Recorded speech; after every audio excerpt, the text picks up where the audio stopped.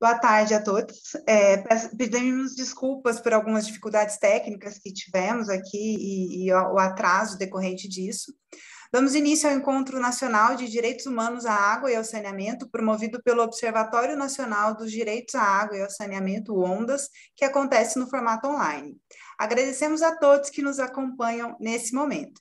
Meu nome é Priscila Ribeiro, sou professora do Departamento de Engenharia da Universidade Tecnológica Federal do Paraná, doutorando em Saneamento, Meio Ambiente e Recursos Hídricos pela Universidade Federal de Minas Gerais e filiada ao ONDAS. Estarei com vocês como mestre de cerimônia durante a abertura desse evento.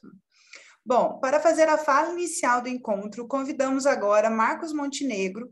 Marcos Montenegro é mestre em Engenharia Urbana e de Construção Civil, regulador de serviços públicos e coordenador do ONDAS. Com a palavra, por favor, Marcos Montenegro. Muito boa noite a todas e todos. Obrigado, Priscila. Estamos aqui com uma certa dificuldade. O nosso companheiro Rafael Bastos, que pelo nosso script aqui daria as boas-vindas aos participantes, está com dificuldade para entrar na nossa sala. Então, eu queria saudar a presença de cada uma e cada um dos que nos assistem e desejar realmente que a gente consiga superar esses problemas e que nós tenhamos um excelente encontro nacional pelos direitos à água e saneamento. Bom, passando para a minha intervenção propriamente dita, eu queria começar registrando que, por uma feliz coincidência, nós estamos abrindo o ENDAS às vésperas do dia 10 de dezembro, quando comemoraremos o Dia Internacional dos Direitos Humanos, marcando o 55º aniversário da proclamação pela Assembleia Geral da ONU da Declaração Universal dos Direitos Humanos, um destaque na história desses direitos. 52 anos depois dessa declaração, já em 2010, o acesso à água potável e ao esgotamento sanitário foram declarados direitos humanos pela Assembleia Geral da ONU e pelo seu Conselho de Direitos Humanos, declaração essa que foi reafirmada e explicitada novamente em 2013. O Brasil foi um dos países que subscreveu e defendeu a iniciativa de declaração de que o acesso à água potável e esgotamento sanitário são direitos humanos fundamentais.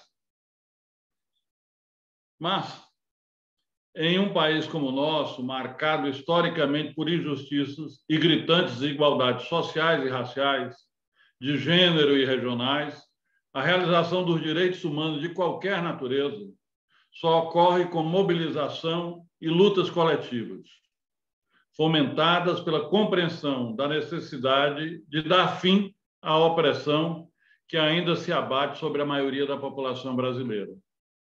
Legado do Fórum Mundial da Água, Fórum Alternativo Mundial da Água, FAMA, realizado em 2018, em Brasília, o ONDAS, o Observatório Nacional dos Direitos à Água e ao Saneamento, foi fundado em março de 2018, há pouco menos de 3 anos, e desenvolve suas atividades em um tempo de crescentes adversidades para o povo brasileiro, infelizmente. O golpe de 2016 removeu da presidência a primeira mulher eleita para ocupar este cargo e abriu espaço para o questionamento do pacto estabelecido na Constituição de 88 e a assunção de um governo autoritário, conservador e neoliberal que criminaliza os movimentos sociais e populares, ataca os povos das águas e das florestas, massacra os povos indígenas, aposta na destruição ambiental e ataca a ciência. É o mesmo governo que age diuturnamente contra a democracia, estimula comportamentos fascistizantes e investe no retrocesso dos direitos humanos em todas as suas vertentes.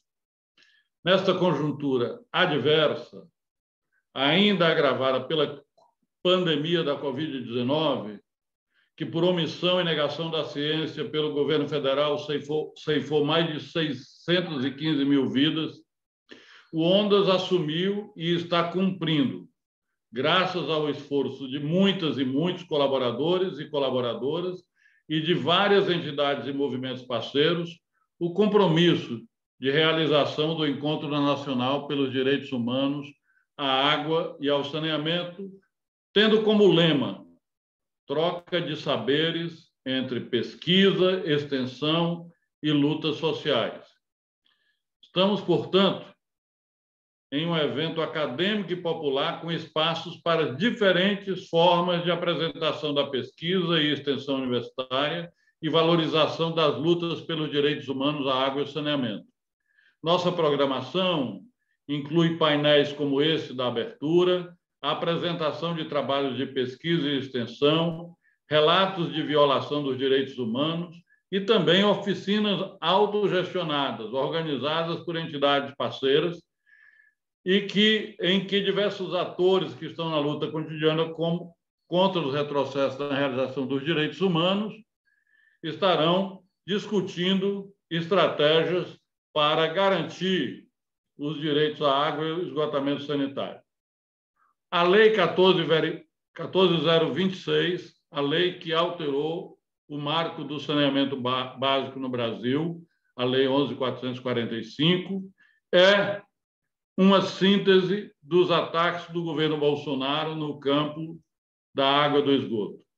Ao invés de priorizar e instrumentalizar a privatização dos serviços públicos de água e esgoto, a legislação federal, que estabelece as diretrizes nacionais para o saneamento básico, deveria ser atualizada para incluir pontos que materializem na gestão desses serviços os direitos fundamentais à água potável e ao esgotamento sanitário, nos termos exatamente da Resolução 64/292 de 2010 da Assembleia Geral da ONU. Água e esgotamento sanitário são direitos e não mercadoria. Como já destacou Léo Heller, nosso companheiro do Ondas e ex-relator especial da ONU para os direitos à água e ao saneamento, a privatização da prestação dos serviços de água e esgoto acarreta riscos significativos para o exercício dos direitos humanos à água e ao esgotamento sanitário, especialmente em razão de 3 fatores da privatização que podem atuar combinados ou isoladamente: a busca pela maximização dos lucros a qualquer preço, o caráter de monopólio natural desses serviços e o desequilíbrio de poder que pode prejudicar a defesa do interesse público. As iniciativas de privatização, portanto, agravam os riscos da não realização dos direitos humanos. Os erros e as omissões do atual governo federal aprofundam a crise econômica e social que, em cruel sinergia com a pandemia, lançou milhões no desemprego e reduziu significativamente a renda das famílias, especialmente das mais pobres, com consequências funestas para as condições de alimentação, de saúde, de educação e de moradia. E isso torna ainda mais urgente a promoção efetiva dos direitos fundamentais à água potável e esgotamento sanitário, especialmente para a população em situação de vulnerabilidade que necessita de água e saneamento na dimensão mais imediata da saúde e da própria sobrevivência. Esperamos, assim, que esse encontro estimule novos esforços pela realização dos direitos humanos à água e ao saneamento, incentivando, no âmbito da academia, novas investigações e ações de extensão universitária que contribuam para fortalecer a luta dos movimentos sociais pelo acesso universal urgente aos serviços públicos de água e esgoto de qualidade, tanto nas cidades quanto nas áreas rurais. Saudamos, portanto, com muita alegria, as lutadoras e lutadores da cidade e do campo, das águas e das florestas, trabalhadores, professores e pesquisadores, sindicalistas e ativistas sociais, que seguramente farão deste encontro uma referência no combate às injustiças que caracterizam o acesso à água e ao esgotamento sanitário no Brasil. Terminamos reconhecendo e agradecendo a indispensável colaboração de muitas e muitos que, com seu trabalho voluntário, tornaram possível a realização deste encontro. E registrando nossa gratidão especial aos palestrantes dessa sessão de abertura, 2 distinguidos guerreiros pelos direitos humanos, a doutora Débora Duprá, jurista e ex-procuradora-geral da República, e o professor Pedro Arrojo, atual relator especial da ONU para os direitos à água e ao esgotamento sanitário. Termino desejando que todas e todos possamos, nesses 3 dias, realizar um proveitoso Encontro Nacional pelos Direitos à Água e Saneamento. Muito obrigado. Priscila, por favor. Obrigada, Montenegro. Dando sequência, então, na nossa programação, agora para o lançamento do e-book Realização dos Direitos Humanos à Água e ao Saneamento, Influências da Cobrança e da Remuneração pelos Serviços de Saneamento, contamos com Ricardo Moretti e Luciana Ferrara. Ricardo Moretti é professor do Programa de Planejamento e Gestão de Território da Universidade Federal do ABC, é filiado ao ONDAS e um dos organizadores do e-book. Luciana Ferrara é professora de graduação em Planejamento Territorial e da pós-graduação da Universidade Federal do ABC e membro do Conselho de Orientação do ONDAS. Por favor, com a palavra, Ricardo Moretti. Boa noite. É uma satisfação muito grande, muito especial estar aqui com vocês hoje, nesse momento de lançamento do livro, em homenagem ao Sávio Mourão Henrique. É muito bom ver esse evento acontecendo. Eu queria parabenizar e agradecer toda a equipe que lutou bravamente para que o evento acontecesse. Também agradecer, em nome através da dona Anícia, mãe do Sávio, agradecer todo o apoio que tivemos para a produção do e-book, que agora será lançado. E eu vou agora compartilhar a capa do livro, né? Que, como eu falei, é resultado de um trabalho coletivo que contou com o apoio da família do Sávio para a produção. Esse livro, ele... Como é que eu passo o próximo? Aqui, desculpa. Esse livro, ele é, então, uma homenagem, uma divulgação das ideias que foram defendidas pelo Sávio Mourão Henrique, que desde esse ano já não está mais conosco, mas que deixou marcas que vão ficar aí durante muito tempo, né, entre aqueles que lutam pelo direito ao saneamento. O Sávio apresentava, entre as suas ideias, ele apresentava 2 desafios que existiam nas metrópoles. Um deles é a gestão da demanda de água, né, a redução do total de água que se consome numa grande cidade e a necessidade de tratar os esgotos, melhorar as águas em geral.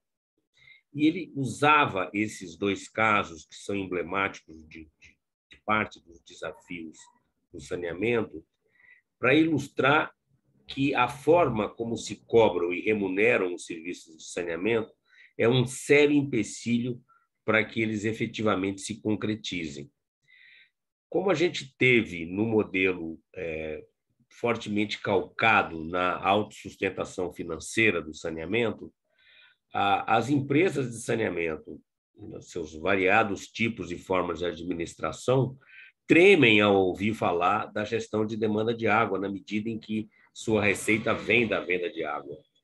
Assim como parte das companhias tremem ao ouvir falar que se pretende aumentar o tratamento dos esgotos, porque várias das companhias de saneamento recebem pelo tratamento, recebem pelos esgotos, quer tratem ou não. Então, o que o Sávio, quando tive a oportunidade de conhecê-lo lá na Universidade Federal do ABC, apontava é que a forma como se cobram e se remuneram os serviços de saneamento é um grande obstáculo para que ele aconteça.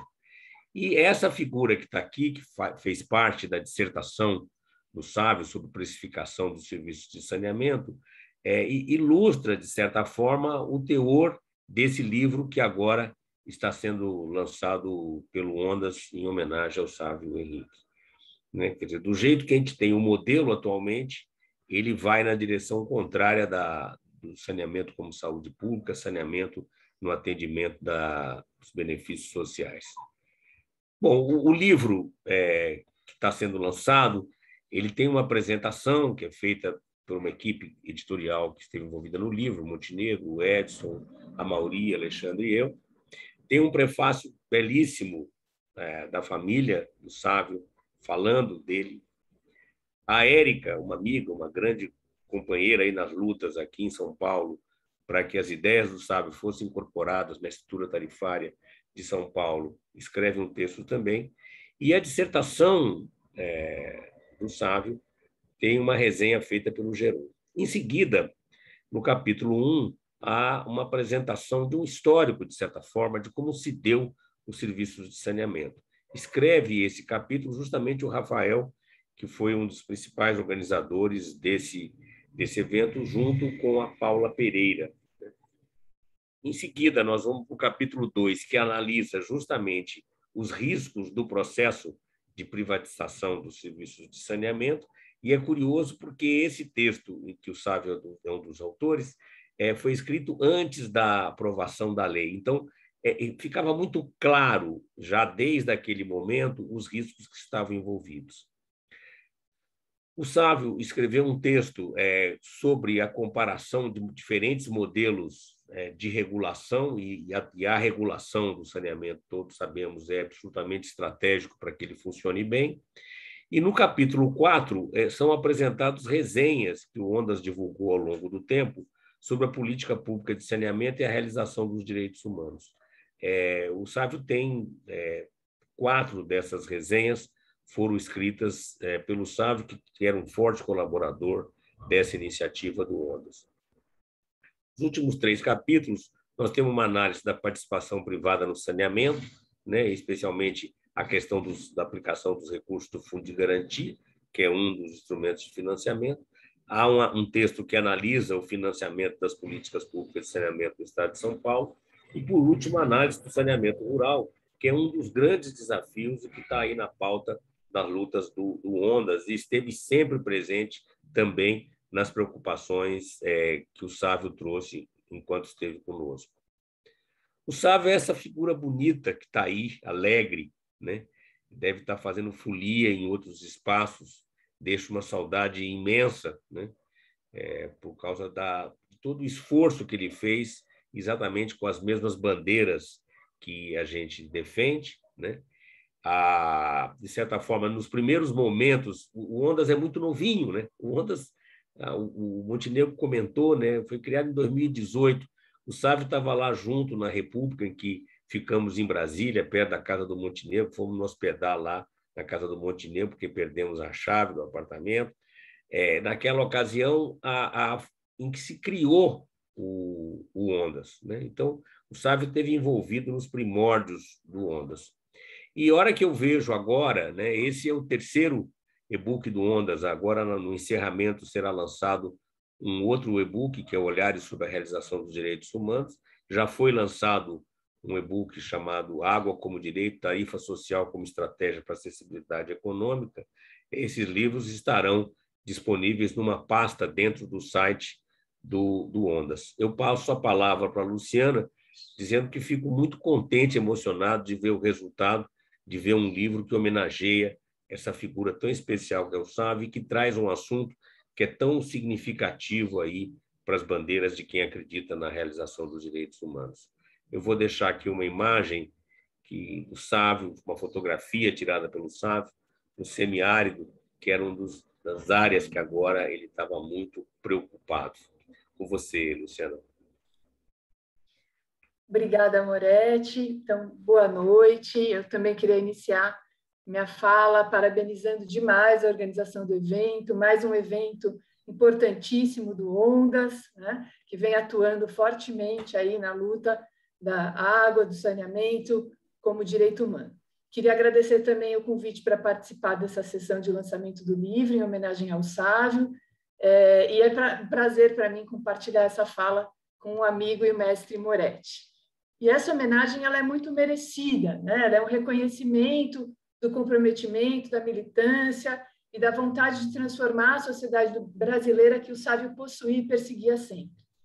E apesar de ter nos deixado muito jovem, a trajetória do Sávio intelectual e prática exprime essas qualidades, né? Que são inspiradoras, muito inspiradoras para todos nós. Então, eu tive a incumbência aqui de falar um pouquinho do Sávio, tanto para apresentar o livro, mas também ele, né?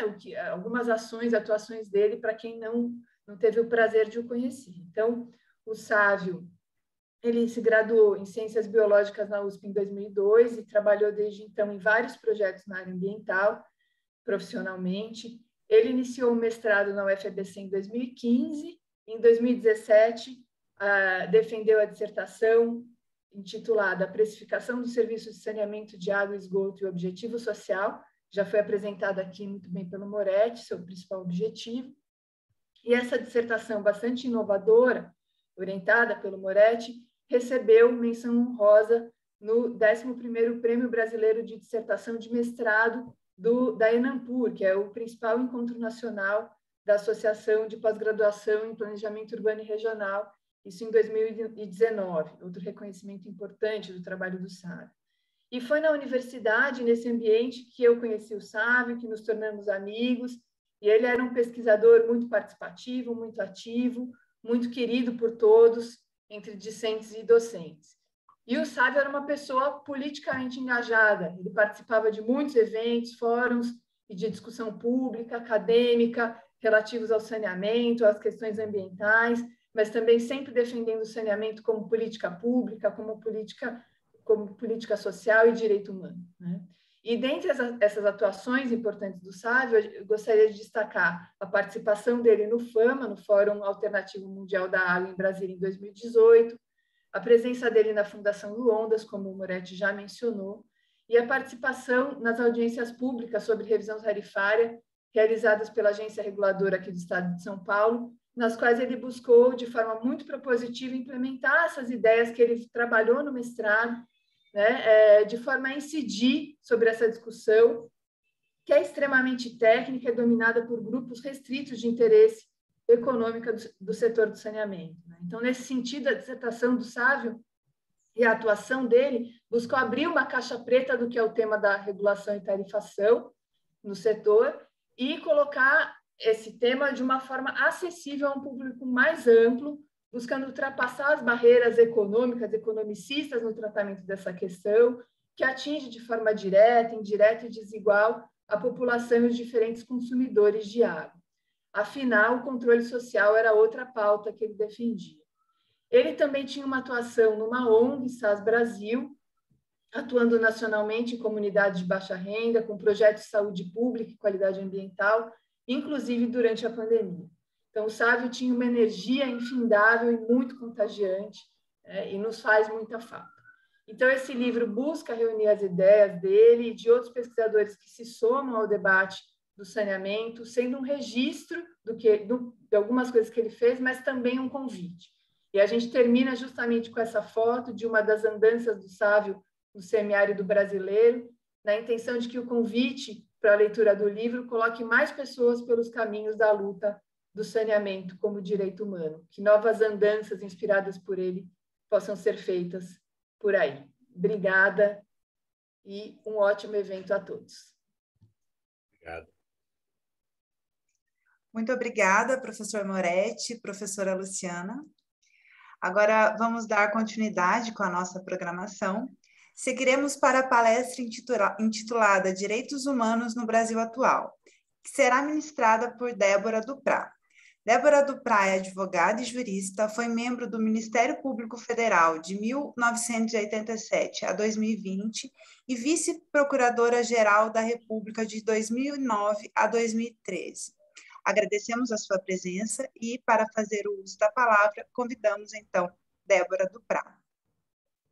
Muito boa noite, Priscila. Eu quero saudar aqui também as minhas companheiras e os meus companheiros de painel, dizer da minha felicidade de participar de um evento tão importante, tão oportuno, por várias razões, e também prestar aqui a minha homenagem ao Sávio. Eu vou fazer uma abordagem ampla do regime de direitos, mas vou pegar um dado com o qual o Sávio trabalhou bastante, que é o da participação social. Mas vamos começar entendendo aqui um pouco de o que conquistamos, né, e como estamos no momento presente.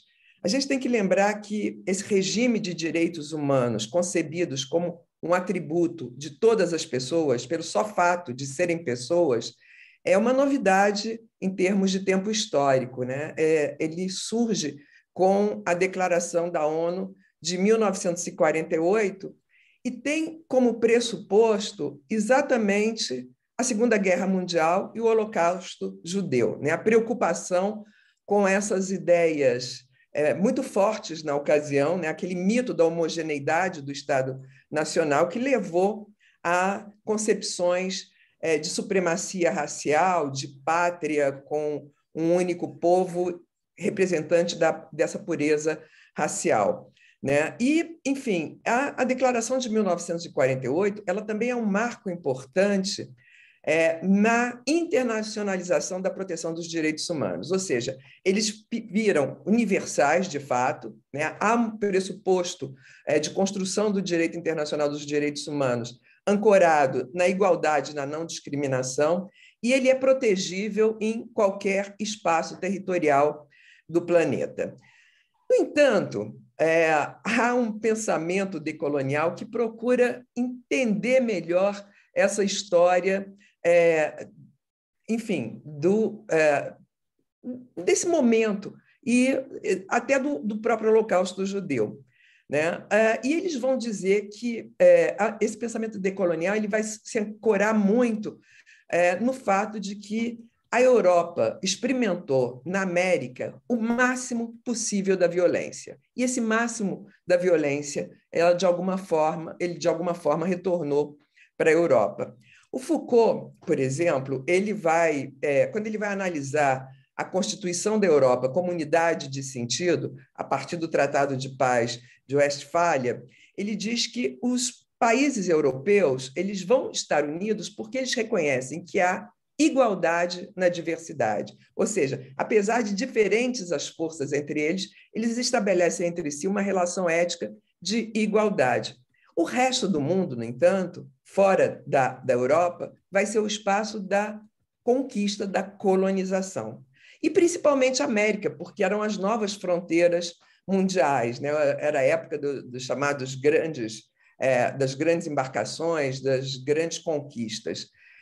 E, portanto, o projeto colonial brasileiro, o projeto colonial americano, né, e o brasileiro em especial, ele vai ser marcado por essa constituição da alteridade como inferioridade, né? Primeiro, em relação aos indígenas, depois à escravidão, né, como seres inferiores, não dotados de cultura, quase que elementos da natureza, sem instituições, sem história, sem memória, enfim, de subjetivação de pessoas, né? E isso depois com desdobramentos de toda a ordem, né?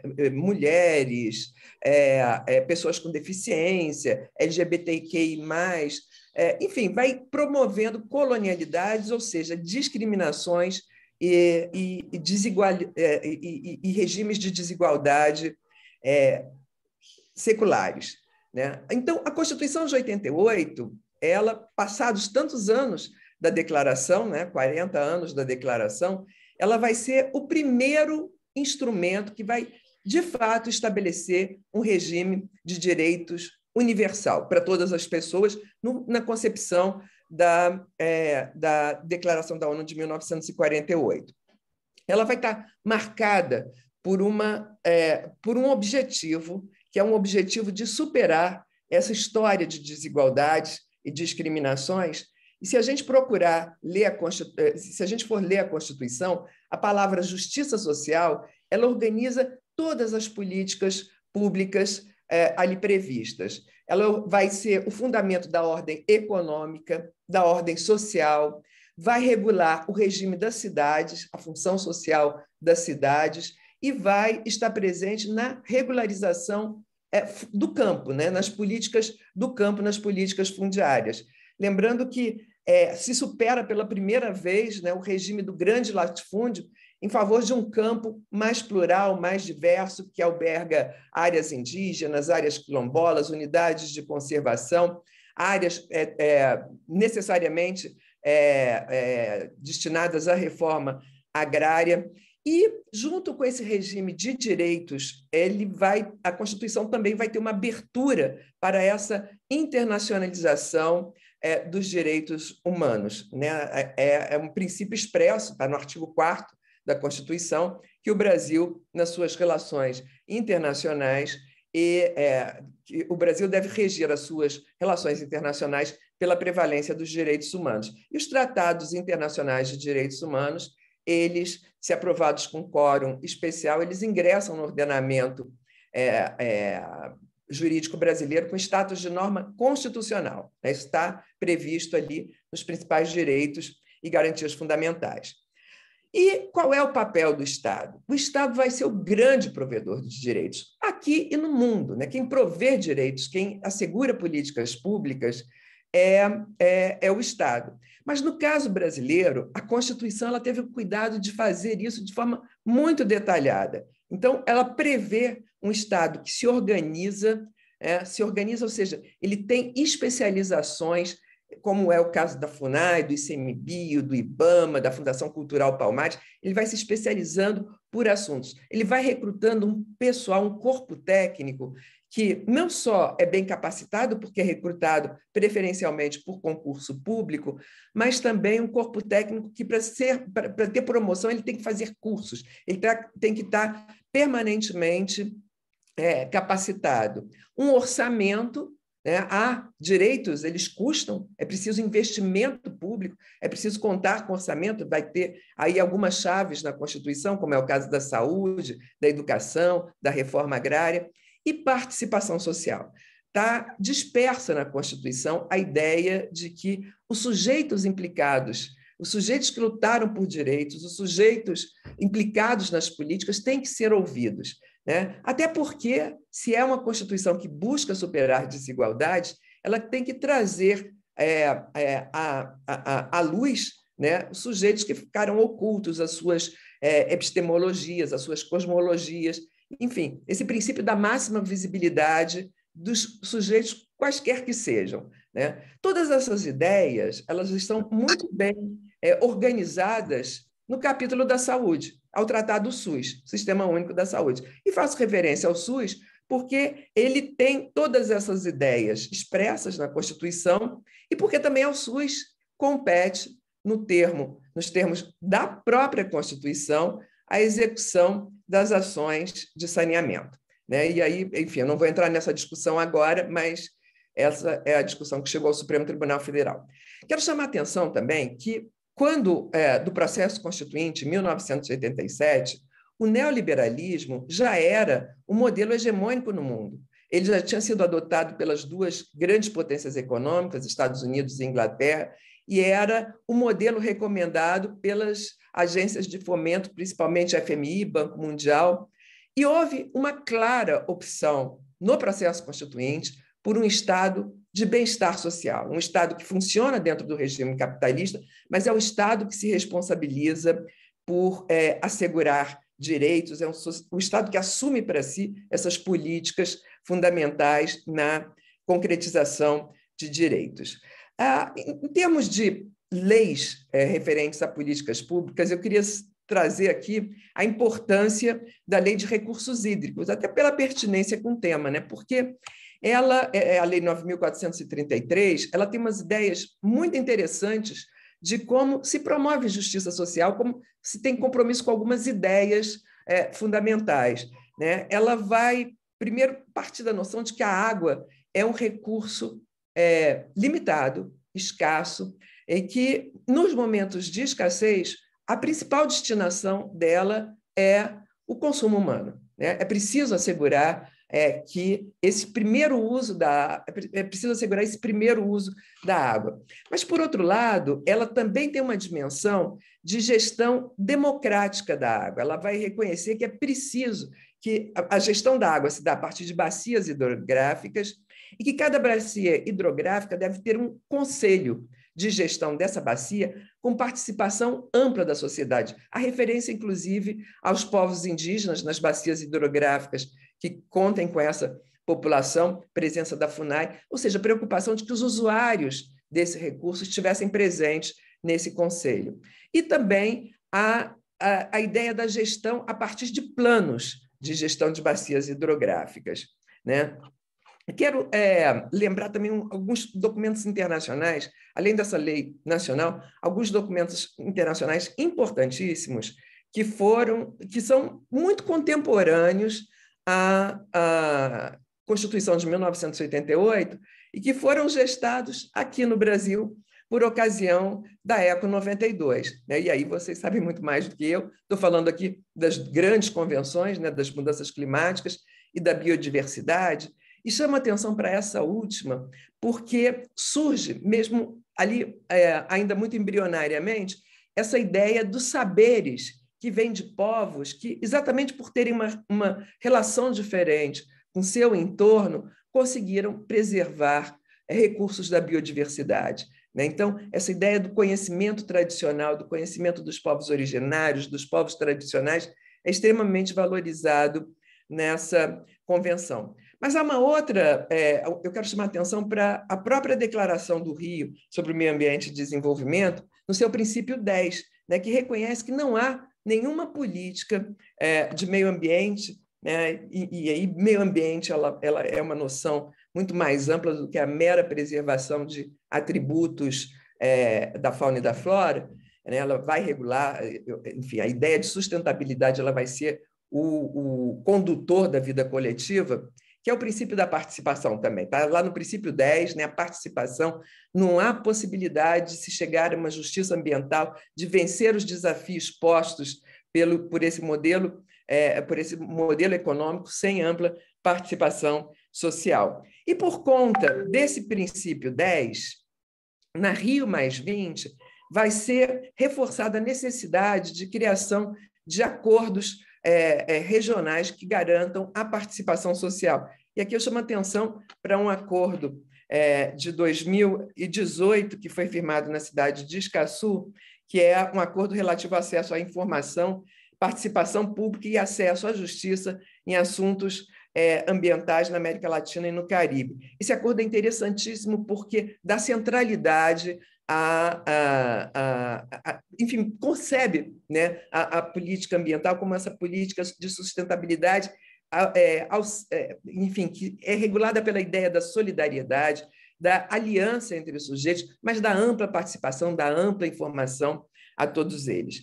Quero chamar a atenção também para um importantíssimo documento que foi produzido por ocasião da Conferência de Viena, de 1993, que é a segunda conferência de direitos humanos, na qual o Brasil teve uma participação fundamental, e essa conferência ela também vai trazer a centralidade dos sujeitos de direito nas políticas de direitos humanos, né? A importância da participação na construção de políticas, na construção de ideias, enfim, de todas as providências relativas a direitos humanos. E o Brasil sai dali e, muito rapidamente, a partir de 1996, começa a organizar as políticas de direitos humanos a partir de planos nacionais de direitos humanos, que, por sua vez, são concebidos a partir das conferências de direitos humanos, que são locais, regionais e nacionais. E também, a partir dessa data, né, antes até da Conferência de Viena, a partir de 92, o Brasil começa a ter uma forte adesão a todos os tratados internacionais de direitos humanos. Chama atenção aqui para a ratificação pelo Brasil, tanto do Pacto Internacional de Direitos Civis e Políticos, em 1992, como o Pacto Internacional dos Direitos Econômicos, Sociais e culturais. E depois também ao protocolo facultativo do Pacto Internacional de Direitos Civis e Políticos. A assinatura do Brasil da Convenção 69 da OIT, convenção importantíssima, porque, ao lado da Convenção para a Prevenção do Genocídio, ela também trabalha com a ideia da diversidade da vida coletiva, a diversidade das sociedades nacionais e a importância de assegurar aos povos existentes dentro dos Estados nacionais o seu direito ao desenvolvimento, de desenvolver projetos próprios de desenvolvimento alternativos a esses projetos majoritários. E, por fim, eu quero lembrar apenas a adesão do Brasil à Agenda 2030. Né? E a Agenda 2030, ela, no seu objetivo 6, ela, além de estar cercada, né, ela toda é orientada por essa ideia de sustentabilidade, da necessidade de superar paradigmas que se mostram absolutamente comprometedores para as gerações atuais e futuras, paradigmas de desenvolvimento absolutamente equivocados. Ela vai ter o seu objetivo 6, assegurar a disponibilidade de gestão sustentável da água e o saneamento para todos. Isso tudo estava indo aparentemente bem, logicamente, com todos os percalços de um país que é atravessado por injustiça, por silenciamentos, por ocultamentos. Isso vinha, de alguma maneira, sendo desenvolvido e foi fortemente impactado pela Emenda Constitucional 95, que vai reduzir o investimento nas políticas públicas, nas políticas de direitos. Como eu falei para vocês, direitos custam, e principalmente num país com essa desigualdade histórica tão severa. 7 relatores da ONU, dentre os quais o relator aos direitos à água e ao saneamento, os relatores, né, apontaram que era a política de austeridade mais severa do mundo. Mas ela não ressalvava aquilo que os espaços de direitos humanos no âmbito da ONU vinham se manifestando desde a crise de 2008, que pôs a nu os efeitos perversos das políticas de austeridade, o impacto que elas tinham na igualdade e nas políticas antidiscriminação. Ou seja, são políticas econômicas que são, elas em si, geradoras de maior desigualdade e maior discriminação. E apontou que, a prevalecer essa emenda constitucional 95, seria impossível o Brasil cumprir com o compromisso da não regressividade que vinha do Pacto Internacional dos Direitos Econômicos, Sociais e Culturais, e, enfim, e tampouco cumprir os compromissos assumidos na Agenda 2030. E é interessante também que há uma relatora dos direitos à água e ao saneamento, que é a Catarina de Albuquerque, ela faz uma análise sobre o acesso à água e ao saneamento por ocasião das crises econômicas e a adoção dessas políticas de austeridade. E ela vai falar que o desinvestimento nessa área ela compromete, inclusive, a própria atividade econômica. Vai apresentar estudos aí que mostram que para cada $1 investido em água e saneamento, há um retorno, isso nos países em desenvolvimento, né? Há um retorno da ordem de $5 a $28 para cada $1 investido. Então, era um motor de aceleração da economia. E eu quero lembrar que o Bolsonaro, quando o Bolsonaro assume, ele leva essa agenda, que já vinha sendo instalada pela Emenda 95, ao ápice, porque vai adotar aí um modelo de neoliberalismo selvagem e, enfim, que o Estado sai e que tudo passa para o mercado, aparentemente, né? E uma das ações que eu propus esse ano, fui advogada no Supremo Tribunal Federal, foi exatamente pelo retorno da fome ao Brasil e o não compromisso com a política de acesso à água que era na região do semiárido, estava traduzida no programa público de oferecimento das cisternas à população. E o Bolsonaro praticamente não executou esse programa ao longo do governo. Então, a chegada do Bolsonaro ela tem um impacto absurdo, porque, primeiro, ele leva a cabo essas ideias neoliberais mais arcaicas que surgem nos Estados Unidos na década de 30 contra o estado de bem-estar social que surge no pós-guerra, surge no segundo pós-guerra.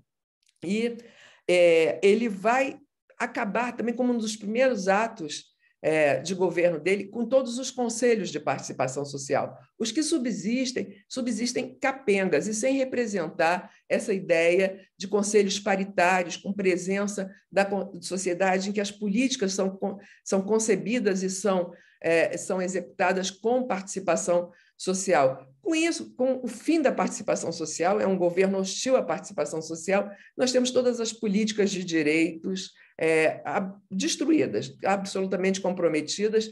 Nós temos um Estado capturado por uma visão patrimonial de um governante que organiza o Estado de acordo com a sua percepção de mundo.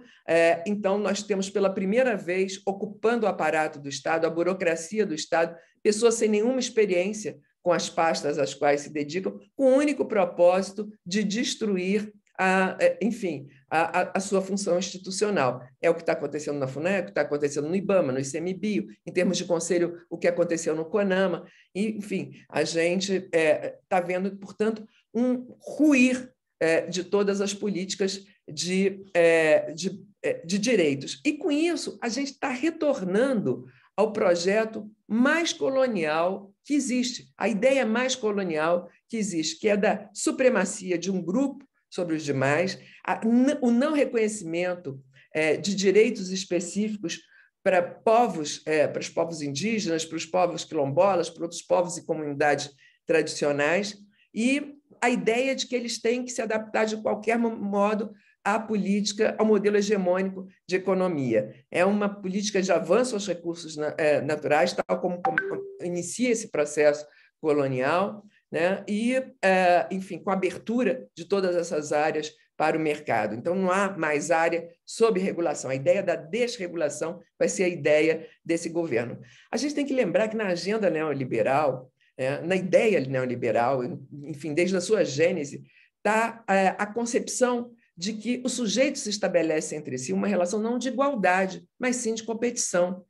Então, todos eles são concebidos como empresa. Isso é perverso, é cruel numa sociedade ainda com tanta carência de direitos. Eu vou terminar dando fazendo um relato pessoal.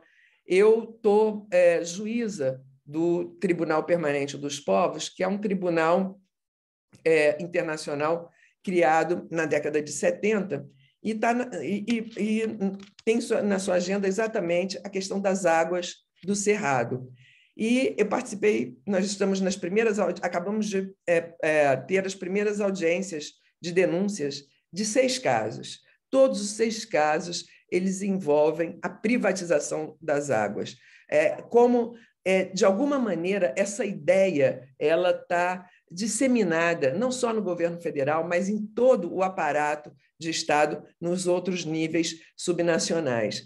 Há uma hiperapropriação das águas pelo agronegócio, pela necessidade da irrigação em grande volume. Nós temos um projeto no Rio Tocantins em que a quantidade de água bombeada ela é 6 vezes superior ao dia do que a água bombeada para o abastecimento da cidade de Palmas. Isso para um único empreendimento. E a outra também é a questão da mineração e do plantio do eucalipto para a produção do carvão, também com consumo absurdo de água. O fato é que as veredas do São Francisco estão secando, as populações na beira do rio sofrem, hoje em dia, de sede, né? Não tem água para plantio de alimentos, passam fome. Então, nós vivemos uma situação de regressão absurda de direitos e, enfim, se não houver alianças, se não entendermos que todo esse projeto tão bonito que surge com a Constituição de 1988 está ameaçado, nós não vamos conter o desmonte. Eu agradeço muito o convite e eu espero, tenho certeza do absoluto sucesso desse evento. Muito obrigada. Nós que agradecemos, Débora, por sua presença e por todas as suas contribuições. Bom, dando sequência, convidamos a todos para acompanhar a continuidade da nossa programação. Nossa próxima atividade será a palestra intitulada Prioridades da Luta pelos Direitos Humanos à Água e ao Esgotamento Sanitário, que será ministrada por Pedro Arroio Agudo. Pedro Arroio Agudo é físico, economista, ambientalista, professor da Universidade de Zaragoza, distinguido com o Prêmio Ambiental Goldman em 2003 pelas suas contribuições para a conservação da água e é o atual relator especial da ONU para os Direitos Humanos à Água e ao Esgotamento Sanitário. Antes de passar a palavra, gostaria de informar que contamos com a tradução simultânea, que pode ser acessada no ícone em formato de globo que aparece na parte inferior da tela à direita. Feita essa observação, agradecemos sua presença e convidamos, então, Pedro Arroio para fazer uso da palavra.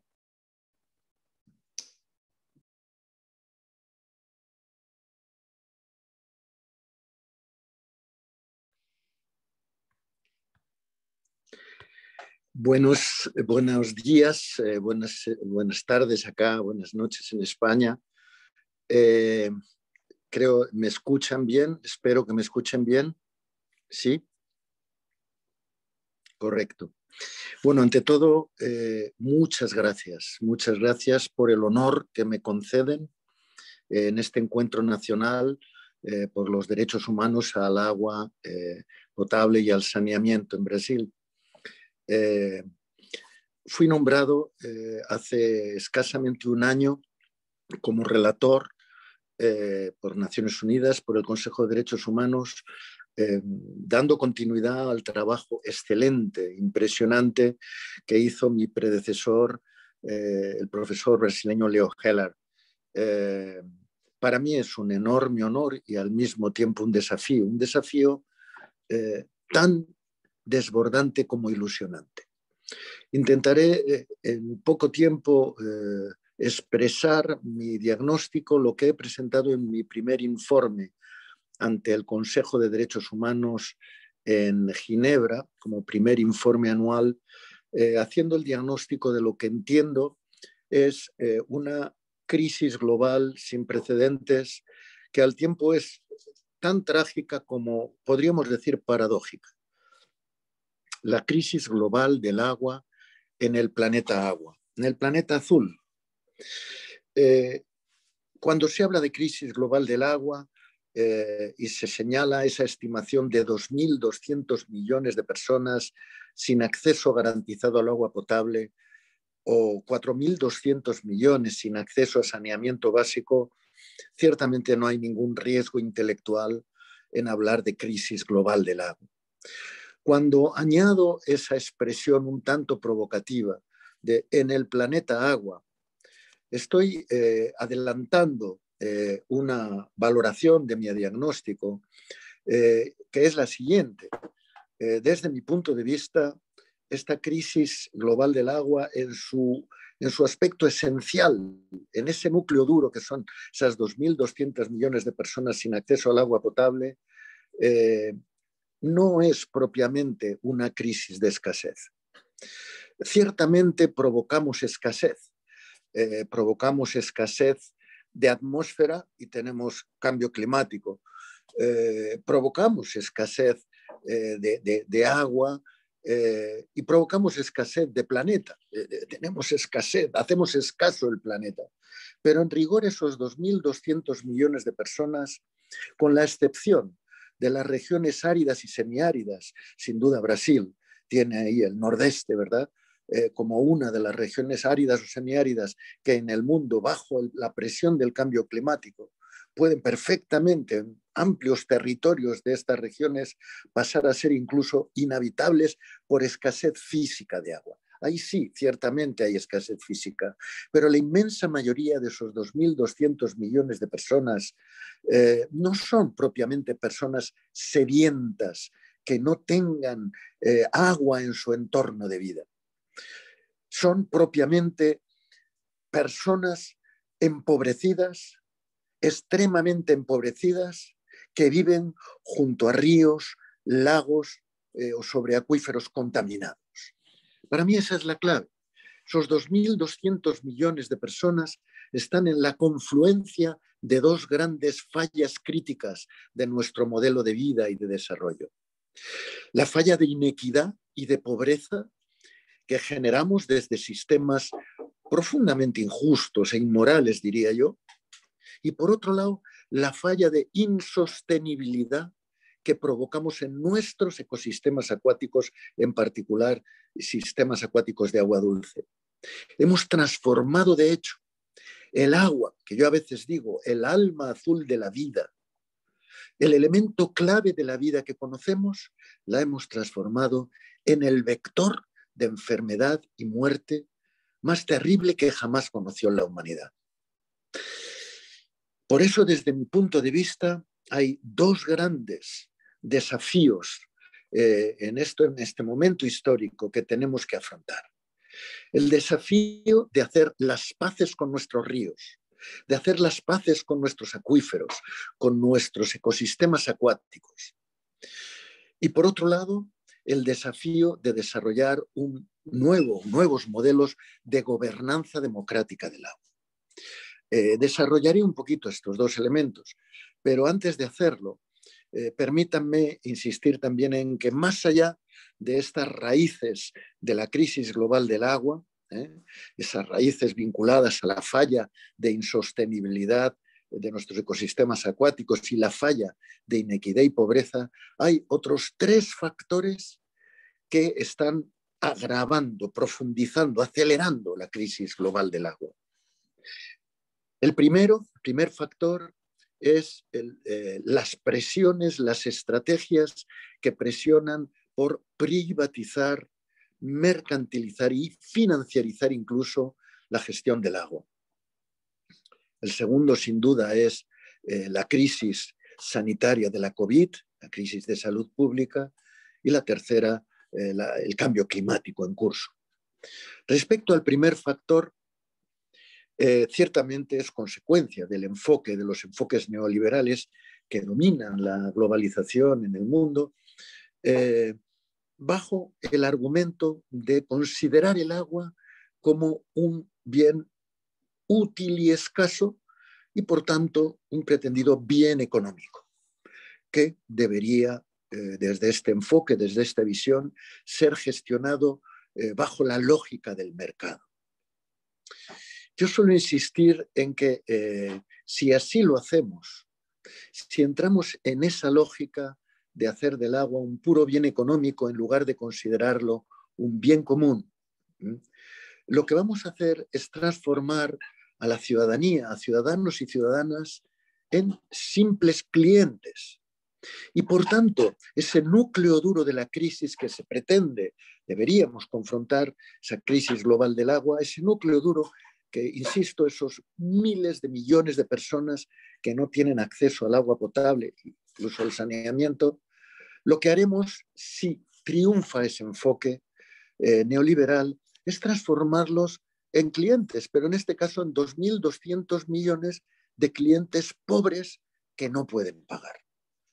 Luego, por tanto, lejos de afrontar la crisis, lo que hacemos es agravarla, porque hacemos más vulnerables a los que ya eran vulnerables por ser los más empobrecidos. Luego, por tanto, de eso hablaré un poquito más adelante, desarrollaré este enfoque que considera el agua como un simple bien económico y los servicios de agua y saneamiento como servicios económicos que deben gestionarse a través del mercado, que entienden el agua como una pura mercancía y por tanto defienden los libres mercados del agua como recurso económico, y los que en última instancia vienen promoviendo, por ejemplo, ya últimamente, la entrada, en este caso en concreto, de las aguas de California en los mercados de futuros de Wall Street, en espacios en donde la gestión se hace ni siquiera a través de mercados de oferta y demanda del producto, sino a través de estrategias especulativas en los mercados financieros. Quienes promueven este tipo de enfoques entiendo que están equivocados. O sea, lejos de resolver o de afrontar esta crisis global del agua, la están agravando, están contribuyendo a hacer más vulnerables a los vulnerables, a debilitar o quebrar los derechos humanos de los más empobrecidos y a degradar más aún los ecosistemas acuáticos de los que dependemos. El segundo elemento, el cambio climático. Yo suelo insistir en este campo en que hemos, al cabo de los años, conseguido un amplio consenso, vamos a decir así, científico, social y político en torno al origen que genera este cambio climático. Nadie duda que los gases de efecto invernadero, con el anhídrido carbónico como referencia central, están en el eje central de la generación del cambio climático. Y por ello tampoco nadie cuestiona que las estrategias de mitigación estén presididas por la transición energética. Sin embargo, no escucho insistir o decir de manera tan clara una realidad que para mí es sumamente importante de considerar. El hecho de que los mayores y principales impactos sociales sobre los sectores más vulnerables, afectando a los derechos humanos, los principales impactos sociales se generan en torno al vector agua. Y por eso insisto e insisto en la necesidad de que las políticas y estrategias de adaptación, de las cuales no se habla tanto, no hemos conseguido, por ejemplo, en Glasgow, en la COP26, que este tema esté en un lugar de mínima relevancia. Pues bien, las estrategias de adaptación deben de estar, desde mi punto de vista, presididas por la transición hidrológica. Transición energética, vinculada a las estrategias de mitigación, transición hidrológica, vinculada a las estrategias de adaptación. Estrategias de adaptación que tienen que tener dos grandes frentes: el frente de reforzamiento de la resiliencia social y el frente de la resiliencia ambiental. No me da tiempo a desarrollar, con detalle estos elementos, pero diríamos, como es bien conocido, la resiliencia social tendrá que estar presidida por una planificación hidrológica de las cuencas hidrográficas prudente, en base al principio de precaución, al igual que la planificación territorial y urbanística. Pero tendrá también que fortalecerse desde los procesos de adaptación, los planes de adaptación bajo dinámicas de participación y de información ciudadana deben de estar presididos por el fortalecimiento de los derechos humanos al agua y al saneamiento, tanto en tiempos de normalidad como especialmente en situación de emergencia. Porque es ahí, en situaciones de emergencia, de sequía o de inundación, donde la vulnerabilidad de los más empobrecidos se hace más patente. No tendríamos más que ver que en el país más poderoso de la Tierra, cuando se produce la catástrofe del Katrina en Nueva Orleans, prácticamente todos los muertos, las víctimas, eran negros y pobres, como si los blancos y ricos flotáramos mejor. Obviamente, ahí el enfoque de derechos humanos en los planes de adaptación y de emergencia son fundamentales. Pero por otro lado va a estar la resiliencia ambiental. La resiliencia ambiental tiene que pasar, en el caso de las sequías, por fortalecer el buen estado de nuestros ecosistemas acuáticos más resilientes, más inerciales del ciclo hídrico, que obviamente son los acuíferos subterráneos y los humedales. Los acuíferos subterráneos son la parte del iceberg que no se ve, pero que es la más importante. Son los enormes pulmones hídricos de la naturaleza. Si nosotros los arruinamos en tiempos de normalidad, porque es un buen negocio desarrollar allí actividades económicas, aunque se sobreexploten esos acuíferos, cuando llegue la sequía, la siguiente sequía, que el cambio climático sin duda agravará, estamos perdidos. Están perdidas no solo los impactos, se van a hacer los impactos sobre las actividades económicas que se han desarrollado, sino se quebrarán también los derechos humanos de los más vulnerables. Y los humedales igualmente son también reservorios que facilitan, permiten generar inercias, almacenes que permiten aliviar los impactos de las grandes sequías.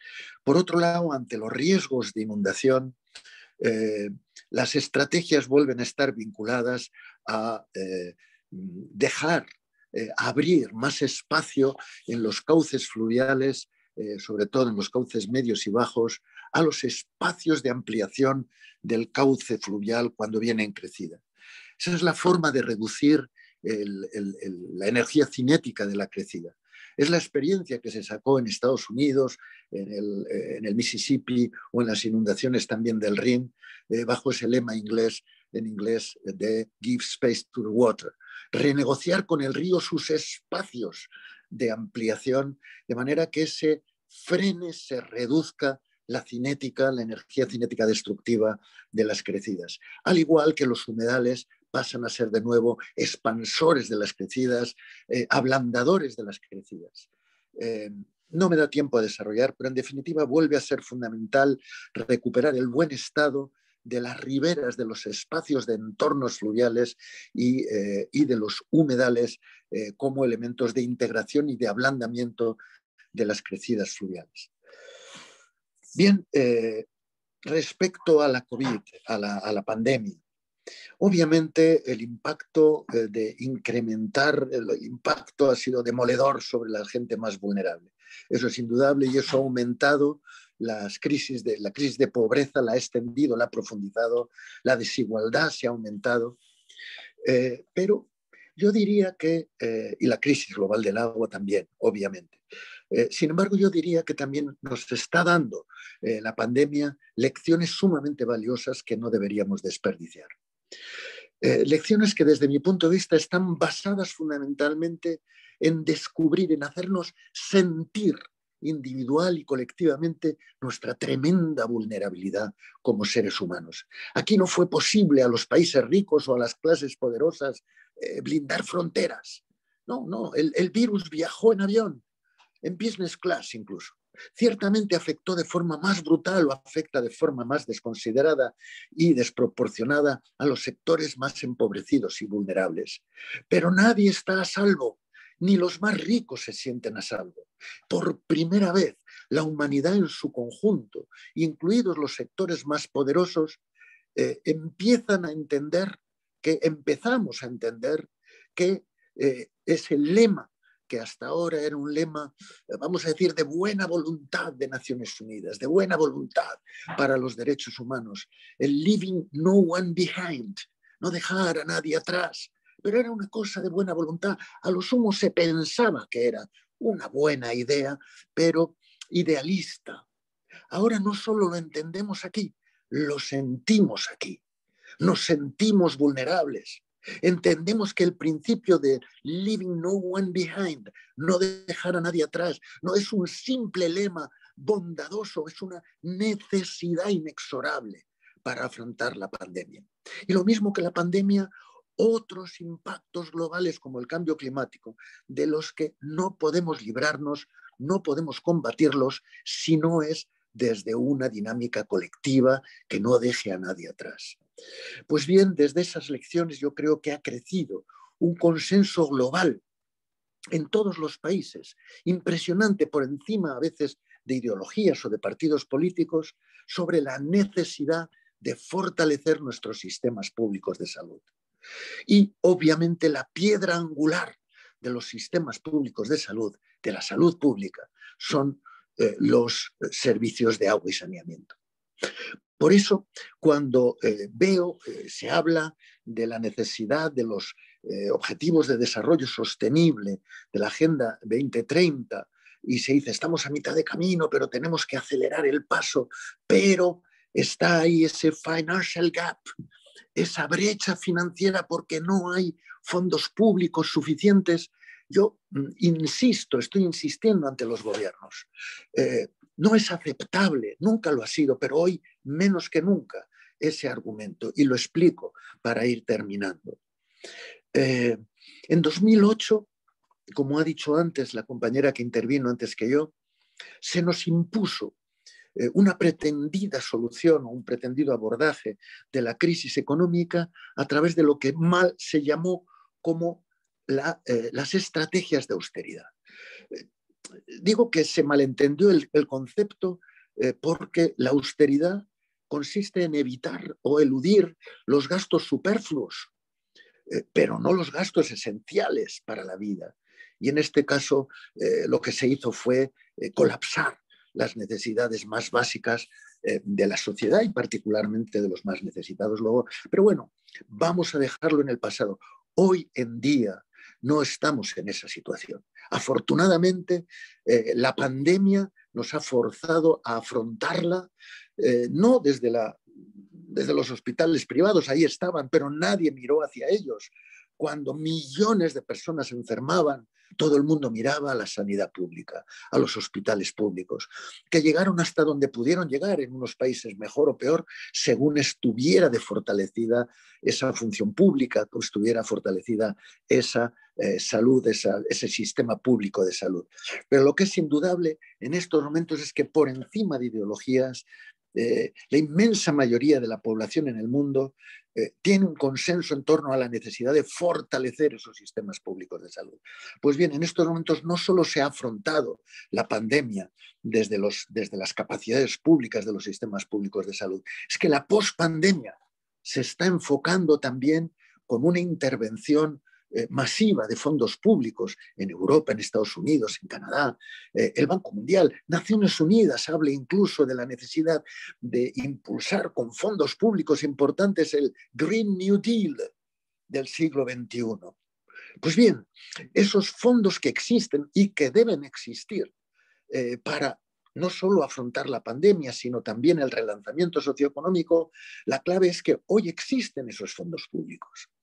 Hoy nadie niega que existen esos fondos públicos. El problema es qué nivel de prioridad le damos a las inversiones necesarias en fortalecer los sistemas públicos de salud y en fortalecer los servicios de agua y saneamiento desde la función pública. Entender ese desafío del Objetivo de Desarrollo Sostenible número 6, entender los derechos humanos al agua potable y al saneamiento, no como un espacio de negocio, enfoque en el que ya fracasamos anteriormente, sino como un desafío democrático global y nacional en cada país. Yo creo que esa es la clave y por eso estoy insistiendo en este sentido a todos los gobiernos y a las propias Naciones Unidas, al sistema de Naciones Unidas.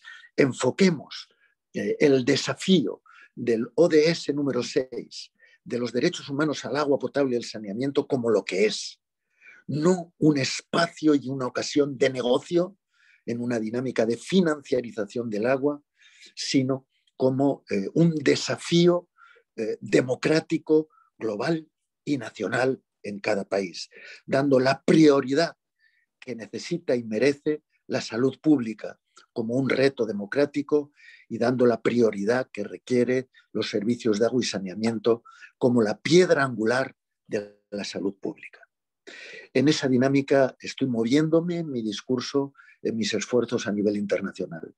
Y en esa dinámica creo que ustedes desde Brasil abrieron en su momento un camino de esperanza en América Latina y en el mundo.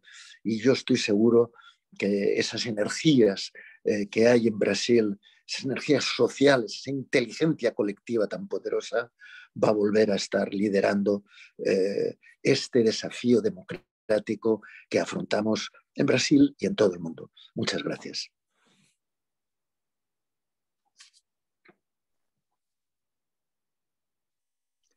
Obrigada, Pedro Arroio, por sua presença e por todas as suas contribuições em nosso evento. Agora, encerrando nossa cerimônia de abertura, agradecemos mais uma vez pela participação de todos, palestrantes e ouvintes que nos acompanharam nesse momento. Também pedimos sinceras desculpas por todos os problemas técnicos enfrentados e agradecemos a contribuição. Por fim, convidamos a todos para a nossa próxima atividade, que será realizada amanhã, dia 10 de dezembro, a partir das 9 horas, com as sessões de apresentação de trabalhos de pesquisa, extensão e relatos de experiências de violação dos direitos humanos à água e ao esgotamento sanitário. Relembro que o link de acesso usado deve ser aquele enviado por e-mail. Um bom evento a todos e boa noite.